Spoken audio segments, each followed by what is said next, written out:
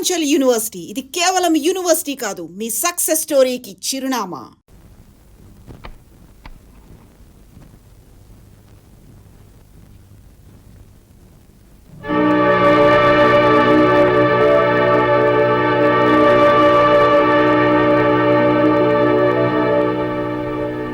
ఎక్కడికి?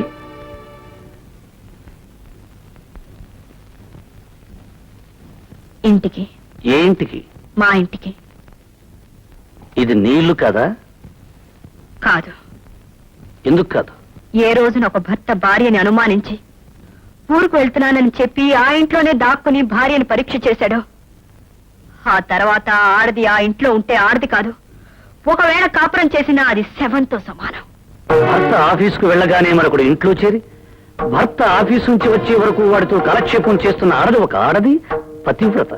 ఆ కాపురం ఒక కాపురం, స్వర్గం కదూ. పిచ్చివాడి చేతిలో రాయంతో, అనుమానస్తుడు బుర్రలో ఆలోచన అంతే. అనుమానం ఈనాడు నాకు కొత్తగా రాలేదు, ఆనాడు శ్రీరామచంద్రుడికి కూడా వచ్చింది. వచ్చింది, కానీ మీలా బీరువా వెనకల నిలబడలేదు, మంచం కింద దాక్కోలేదు. ఎలా అయితేనే అనుమానించాడుగా, అంత మాత్రాన రాముడు రాక్షసుడు కాలేదు, సీతనేలా భయపడి పారిపోను లేదు. రాముడు రాక్షసుడు కాకపోవచ్చు, మీరంతకంటే గొప్ప దేవుడు కావచ్చు, కానీ నేను పిచ్చి సీతను కాను. నిప్పులో దూకి నిజాయితీ నిరూపించుకోవడానికి. ఎలా నిరూపించుకోగలం తప్పు చేశాక? ఇన్నాళ్ళు ప్రేమించడానికి మనసు ఒకటే చాలనుకున్నాను, కానీ విశాలమైన మనసు కావాలని ఇప్పుడే అర్థం చేసుకున్నాను. నిజమే, భార్య ఎవరితో తిరిగినా భరించడానికి మనసు చాలా విశాలంగా ఉండాలి. గుడ్డివాడికి కళ్ళజోడు పెడితే ఎంతో, నీకు నిజం చెప్పినా అంతే. గుడ్డివాణ్ణి కాబట్టే పట్టపగలు ఇంత కథ నడిపావు. కథలు చదివే వాళ్ళకే తెలుసు కథలు అల్లడం. మిస్టర్ భరత్, కథలు కథలే, జీవితాలు కాదు. కథకి జీవితానికి తేడా తెలీదు మీకు. తేడా నాకు బాగా తెలుసు. ఇప్పుడు నీకు నాకు మధ్య జరిగే సన్నివేశం కథలో అయితే చివరి పేజీలో భార్యాభర్తలు కన్నీళ్లతో కలుసుకుంటారు. కానీ ఇది జీవితం. ఓసారి నువ్వు ఈ గడప దాటి వెళితే మళ్ళీ కలుసుకోవటం అంటూ జరగదు. మళ్ళీ ఇలాంటి నరకంలో కలుసుకోవాలని ఏ ఆడది బ్రతికుండగా అనుకోదు. ఇది నరకం. నేను యముణ్ణి. యముడు ఆయన ధర్మరాజు. ఆయనకి నీతి నిజాయితీ తెలుసు, ధర్మం అధర్మం తెలుసు, న్యాయ అన్యాయ విచక్షణ తెలుసు. మీకేం తెలుసు? ఆవేశం అనుమానం తప్ప. అంటే తెగతింపులు చేసుకునేగా వెళుతున్నావు? తెగించి వెళ్తున్నాను. కాదు, బరి తెగించి వెళుతున్నావు. మీ భాషలో దాని అర్థం ఏదైనా సరే, నేను మాత్రం వెళ్తున్నాను.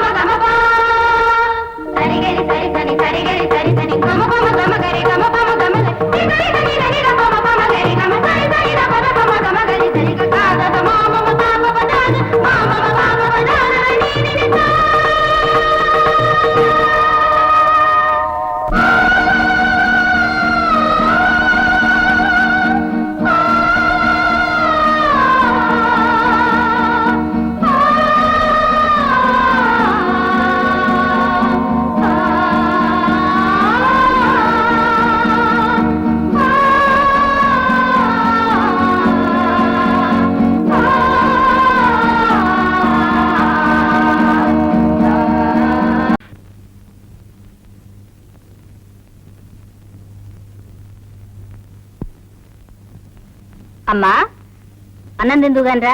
నాకు ఆకలిగా లేదు. ఎన్నాళ్ళు ఇలా భోజనం చేయకుండా ఉంటావే? ఆకలి లేదని చెప్పానుగా.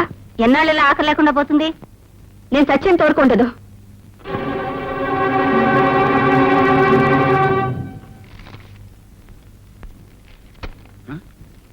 ఏమిటి మనోర్తి పెట్టారు?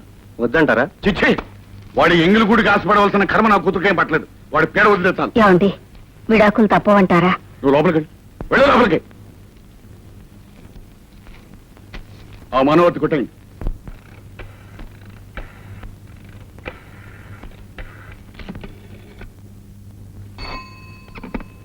హలో, హలో, ఎవరు? నేను సరళని. ఏమిటి? నాన్నగారు అక్కాయితలు తెచ్చారు. తెస్తే సంతకాలు పెట్టమంటున్నారు. పెట్టు. నాకు ఇష్టం లేదు. మానే, ఏమండి, ఇంకోసారి ఆలోచించండి. అది నువ్వు ఈ ఇంటి నుంచి వెళ్ళడానికి ముందు ఆలోచించుకోవాల్సిన విషయం. ఇంటి నుంచి వెళ్ళిపోవడం నేను చేసిన తప్పైతే తిరిగి వచ్చేస్తానండి. నీ ఇష్టం వచ్చినప్పుడు వస్తే తలుపులు తెరవడానికి నేను నీ ఇంటి కూర్ఖాను కాదు. ఇప్పుడు నన్ను ఏం చేయమంటారండి? మీ నాన్న పెట్టమన్న చోట సంతకాలు పెట్టు. పెట్టి కోర్టుకురా. వచ్చి విడాకులు తీసుకో. తీసుకుని ఆ తరువాత నీ ఇష్టం వచ్చిన వాడిని నువ్వు పెళ్లి చేసుకో. నా ఇష్టం వచ్చిన దాన్ని నేను పెళ్లి చేసుకుంటాను.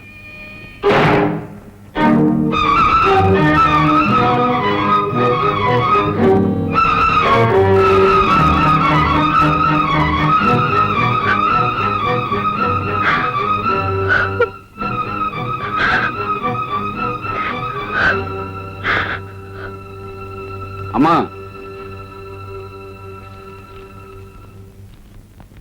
ఈ కాగితాల మీద సంతకాలు పెట్టమ్మా. నీ ఇష్టం వచ్చిన వాడిని నువ్వు పెళ్లి చేసుకో. నా ఇష్టం వచ్చిన దాన్ని నేను పెళ్లి చేసుకుంటాను. నీ ఇష్టం వచ్చిన వాడిని నువ్వు పెళ్లి చేసుకో. నా ఇష్టం వచ్చిన దాన్ని నేను పెళ్లి చేసుకుంటాను.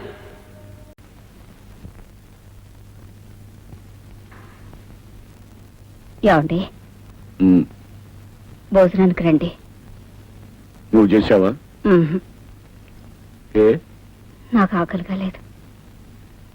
మరి నాకు మాత్రం ఎలా ఉంటుంది అనుకున్నావు? అమ్మా,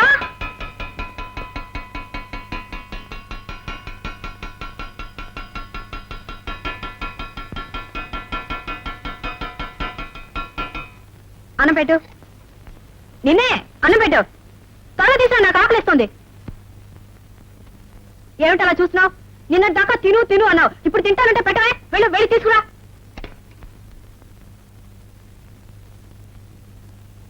త్వరగా తీసుకురా.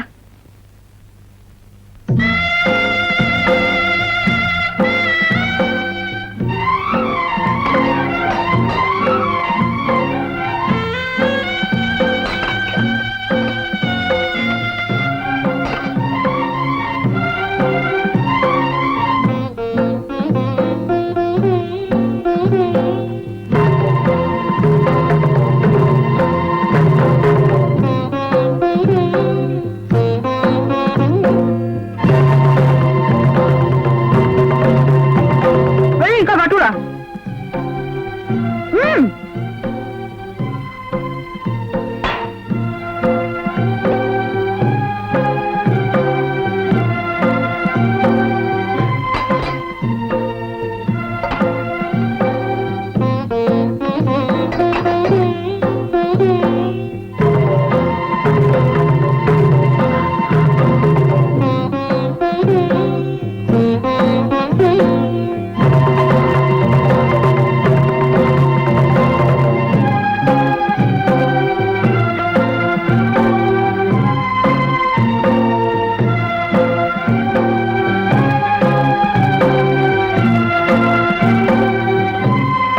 పట్రా.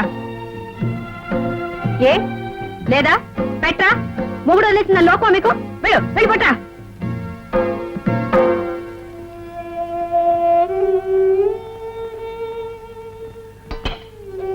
పప్పేది, నెయ్యేది, ఏంటి కలుపులేవా? ఏమిటా తిండి? నిన్న దాకా తిను తిను తినకపోతే చస్తావన్నారు. ఇప్పుడు తింటే చస్తానా? చస్తే చచ్చాను. నీకే నష్టమా? నేను ఉంటేనే పోతేనే, నేను మొగుడితో కాపురం చేస్తేనే, చేయకుండా ముందు బాబులో తిరుగుతానే. ఏమిటమ్మా, ఏమిటా మాటలు? నువ్వెవరు? నా తండ్రి. నీ వయసు అంతా నాకంటే రెట్టింపు. ఈ వయసులో తెలుసో తెలియకో నేను తప్పు చేసి తొందరపడి వచ్చేస్తే ఇంటికి రాగానే లాగి లంపకాయ కొట్టి నువ్వు చేసిన తప్పని చెప్పాల్సింది పోయి నేను ఆవేశపడితే నువ్వు ఆవేశపడ్డావు. మన ఇద్దరు ఆవేశాలు ఏమై నా కాపురాన్ని కూల్చేసింది. నన్ను మొగుళ్ళు ఎంత చేసింది. ఈ లోకం అంతా నన్ను చూసి నవ్వేటట్టు చేసింది. నీకే నీ కాముంది, ఆమెకు నువ్వు ఉన్నావు. నీ ఇద్దరికి నేనున్నాను. నాకెవరున్నారు? ఎవరు లేరు, ఎవరు లేరు.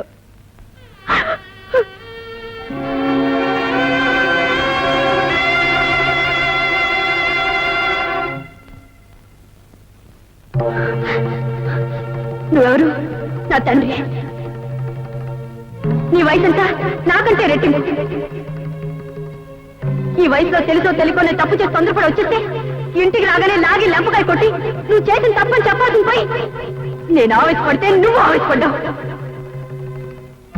మన ఇద్దరు ఆలోచనలు ఏమై నా కాపురాన్ని కూల్చేసింది. నన్ను మొగుళ్ళు ఏం కాల్ చేసింది. ఈ లోపం అంతా నన్ను చూసి నావెట్ చేసింది.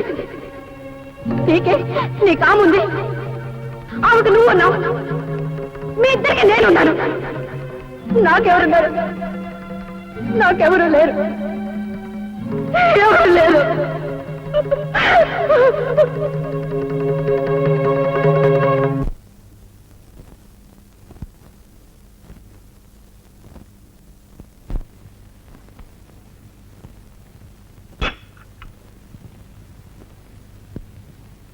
ఏమండి ఏమండి ఏమండి ఏమండి? సరళా, అమ్మా సరళా, సరళా. ఏమిటమ్మా? తొందరగా రమ్మా. ఏమైంది? తొందరగా రమ్మా. మీ నాన్నగారిని ఎంత పిలిచినా పలకటం లేదు. ఏమిటో చూడు. నాన్న, ఏమండి? నాన్న, ఏమండి? నాన్న, నాన్న, ఏమండి?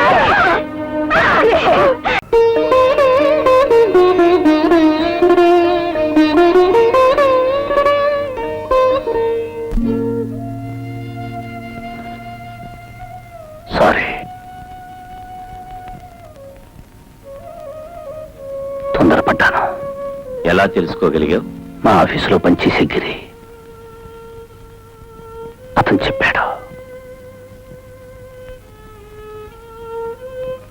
గిరి మీకు తెలుసా? ఈ కాంపౌండ్కి ఎందుకు వస్తున్నాడో మీకు తెలుసా? భరత్, ఇదేమిటి? గుప్పిట. ఇందులో ఏముంది? తెలీదు. ఇప్పుడు ఏమీ లేదు. అదే నీకు నాకు ఉన్న తేడా. తెలిసి కూడా సహించారా? వదిలేయాలి, లేదా చంపేయాలి, లేదా చావాలి. ఫలితం అల్లరిపాలు. మిస్టర్ భరత్, ప్రవాహానికి ఎదురెళ్లే అలవాటు నాకు లేదు. విసురుగా ప్రవాహం వస్తుంటే నిలబడిపోతాను. ఆ ప్రవాహం నా కాళ్ళ కింద నుంచి వెళ్ళిపోయిన తర్వాత ప్రయాణం కొనసాగిస్తాను. మొదటి నుంచి నా మనస్తత్వం అది. నాకిద్దరు కూతుళ్ళున్నారు. నేనేం చేసినా అది వాళ్ళకొక చరిత్రగా మిగిలిపోతుంది. నా భార్య నా బ్రతుకు నాశనం చేసి ఉండొచ్చు, కానీ నేను నా బిడ్డల భవిష్యత్తును నాశనం చేయలేను. అందుకే వాళ్ళని వాతావరణానికి దూరంగా ఒక కాన్వెంట్లో పెట్టాను. నాలో రగిలే అగ్నిపర్వతాన్ని ఈ సంగీత సముద్రంలో దాచుకున్నాను. అందుకే ఏ తోడు లేని నేను ఈ సితార్ను తోడుగా ఉంచుకున్నాను. ఆ బాధను మరిపించడానికి సరళ ఒక అన్నకు చెల్లెలుగానే ఉంది. భరత్, నేను అగ్నిగుండంలో కూర్చున్నా నిప్పులని బయట కనబడినివ్వకుండా చుట్టూ మల్లెపువ్వులున్నట్టు భ్రమ కల్పించాను. నువ్వు మల్లెపూల పాన్పు మీద కూర్చొని అవన్నీ నిప్పులని భ్రమపడి నీ కాపురాన్ని అగ్నిగుండం చేసుకున్నావు. నిజాల్ని గుప్పెట్లో దాచుకోవాలి, బాధల్ని గుండెల్లో దాచుకోవాలి. జరిగిందేదో జరిగిపోయింది. వెళ్ళు, సరళను రమ్మను. నువ్వు అడిగితే తను కాదందు. నా ధనలక్ష్మి, నా వరలక్ష్మి, నా గజలక్ష్మి, నా శ్రీలక్ష్మి. ఏమిటయ్యా? ఈ రోజు నాలో ఏం కనిపిస్తోందో చెప్పు. ఏమీ లేదే. ఏమీ లేదా? ఒక్కసారి పైనుంచి కింద దాకా చూసి చెప్పు. ఏమీ కనిపించట్లేదయ్యా. ఏమీ కనిపించట్లేదా? పెళ్లి రోజు ఎలా ఉన్నావు, ఇప్పుడు అలాగే ఉన్నావు. అలాగే ఉన్నానా? ఎందుకున్నానో తెలుసా? ఈ రోజు నేను మందు కొట్టి రాలేదు కాబట్టి. అర్థమైందా? కావాలంటే నా నోరు వాసన చూడు. అబ్బా, నోరు చూడక్కర్లేదయ్యా, నీ మాటల్లోనే తెలుస్తోంది నువ్వు తాగి రాలేదని. అవును, ఏమిటి ఇంత బుద్ధిగా చచ్చావు? ఏమిటా? ఈ రోజు నుంచి నేను తాగడం మానేశాను. వస్తూ వినాయకుడి గుడి దగ్గర ఒట్టు పెట్టుకుని మరీ వచ్చా, ఇక మీద తాగను అని. నువ్వు తాగడం మానేస్తే నేను పనులకు వెళ్ళడం మానేస్తాను. అందుకేగా నేను మానేస్తా. అవును, ఇందాక ఏమిటన్నావు? పెళ్లినాడు ఎలా ఉన్నానో అలా ఉన్నానా? ఈరోజు పెళ్లినాటి రాత్రి గుర్తుకు రావాలి. అబ్బా, వాసన వాసన ఎక్కడా? నీ దగ్గర కదయ్యా, నా దగ్గర చెమట వాసన. స్నానం చేసి చేసి సబ్బు రుద్దుకొని పౌడర్ అద్దుకొని బొట్టు పెట్టుకొని అబ్బా 5 నెలల నుంచి ఆగాను. 5 నిమిషాలు ఆగలేవా? అబ్బో అబ్బో అబ్బో, అయ్యి బాబాయ్ పెళ్లినాటి రాత్రి గుర్తుకొస్తుంది.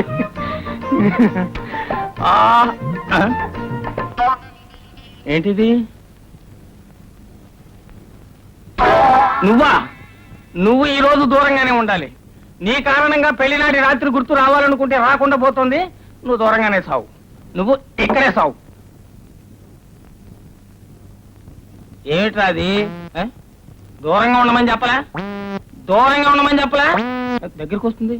ఏ రావద్దు చెప్తుంటే నీకు కాదు, పో.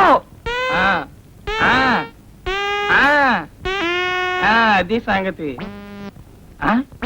అరే కమంటే నీకు కాదు.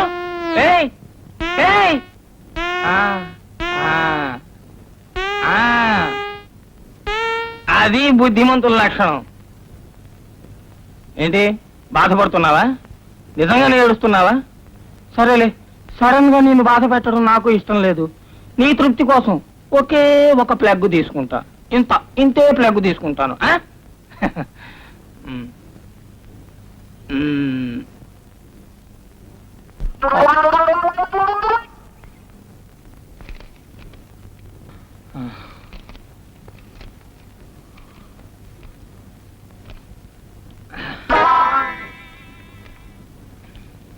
ఆహా, బిర్యానీ మల్లెపూలా ఉంది. అందుకేనా నాకు కొడక నీ ఓటలకి అంత గిరాకి. వాసన కూడా గుమగుమలాడిపోతుంది.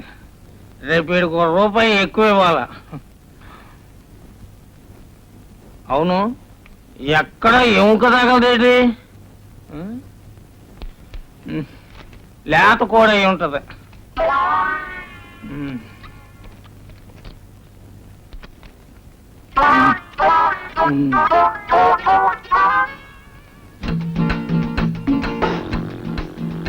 ఏమిటి ఇంత బుద్ధిగా పడుకున్నావు? పెడతా అన్నావుగా, పెట్టు మల్లెపూలు.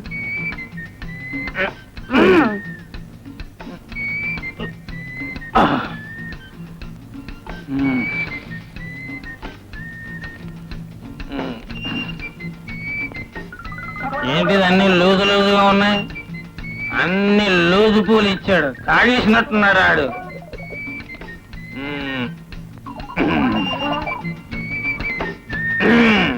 దొరికింది.